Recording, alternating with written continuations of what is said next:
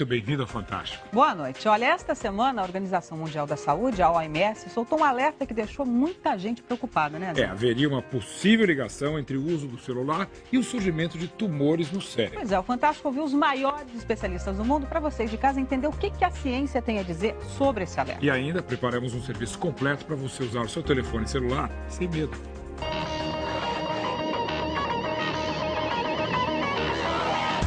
Estamos cercados de radiação e não podemos fugir dela.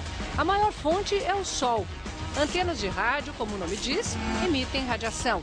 Assim como as de TV e de celulares, redes de transmissão sem fio, telefones sem fio, a maioria dos aparelhos do nosso dia a dia emite algum tipo de radiação.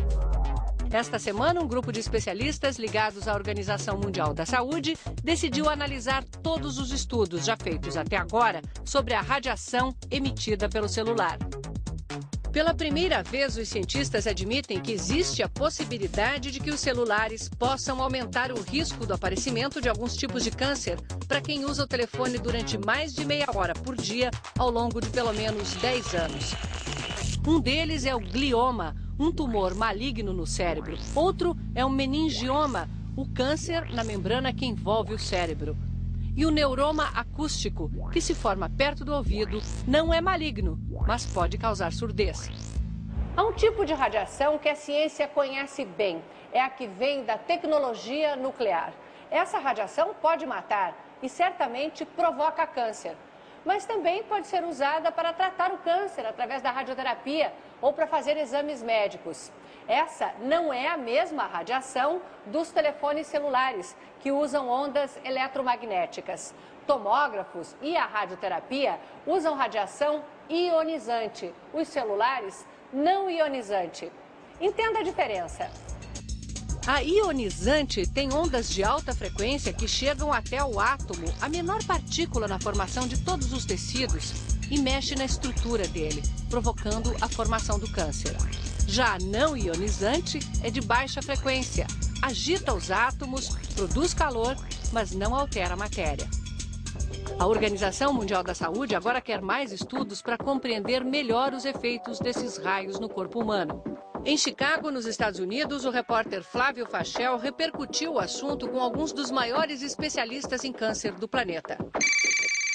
Olha, Sônia, para entender melhor o significado desse estudo divulgado pela Organização Mundial de Saúde, que fez alertas com relação ao uso do telefone celular, a gente veio até Chicago, onde está acontecendo um dos mais importantes congressos do mundo que trata sobre o estudo do câncer. 30 mil médicos e pesquisadores do mundo inteiro discutindo todos os tipos de câncer que existem e suas causas. Pelo menos por aqui, ninguém deixou de usar o aparelho como sempre, só por causa dos alertas dados pela Organização Mundial de Saúde. Se alguém chegar no consultório e perguntar, doutor, posso usar o celular? Qual é a resposta? Pode e não vai deixar de utilizar por causa disso. Acho que esse é apenas um sinal para os cientistas, mas em termos populacionais a conduta não vai mudar. A gente vai continuar utilizando os telefones, eu vou continuar usando, os pacientes vão continuar usando, e essa pergunta já chegou no consultório. O Dr. David McCormick foi um dos pesquisadores que participou do estudo, e ele esclarece. Em nenhum momento a pesquisa afirmou que o uso de celular causa câncer. O que aconteceu é que a radiação dos celulares foi classificada em nível 2B, numa escala de risco que vai de 1 a 4. O 4 indica nenhum risco. No nível 2B, não há evidências de perigo, mas também não dá para descartar o risco. Além das radiações dos celulares, o cafezinho também está nessa categoria. O nível 1, onde estão o fumo e o amianto, por exemplo, é usado para substâncias que comprovadamente causam a doença. No caso dos celulares, o Dr. McCormick nos explica de onde vem a preocupação da OMS. Ele mostra. Ao usar o aparelho perto do ouvido, as células dessa região da cabeça recebem um bombardeio de ondas eletromagnéticas de alta frequência, muito parecidas com as emitidas pelos aparelhos domésticos de micro-ondas. O problema, diz o doutor, é que se essa radiação realmente provoca câncer, nós ainda não temos ideia de como isso acontece. Eu acho que o aviso é a necessidade de que novos estudos sejam feitos e não que isso seja um assunto encerrado. Não é uma comprovação formal, é simplesmente uma ideia de que possa trazer um risco aumentado mas que isso não está comprovado ainda. E pelo menos durante os próximos 10 anos, os cientistas terão muito trabalho até conseguir chegar a uma conclusão sobre as consequências do uso do celular na saúde da gente. Aqui no Brasil, o doutor Glaucio Siqueira, especialista em ondas eletromagnéticas, explica que a quantidade de radiação dos celulares é regulada em lei e é muito baixa para causar danos.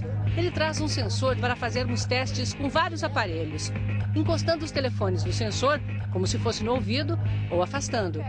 Essa é a mais sensível que você possa imaginar. Se a gente andar com ele pelo ambiente, você vai ver que o nível de energia aqui é da ordem de 1 milésimo, 2 milésimos. Mas se você trouxer um dos seus aparelhos... Vou trazer esse aparelho aqui, vou tentar fazer colado na antena e fazer uma atualização de dados, por exemplo.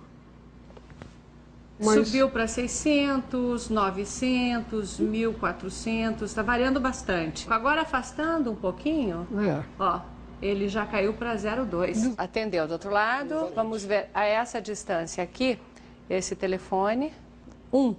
Aqui muito baixo. Então, esse telefone mais simples, que não transmite dados, ele também transmite menos energia. Né? Vou tentar esse outro telefone aqui. Quando a gente aproxima, ele também marca a mesma coisa. Um pouquinho mais, chega a 3, 4, 5, 6.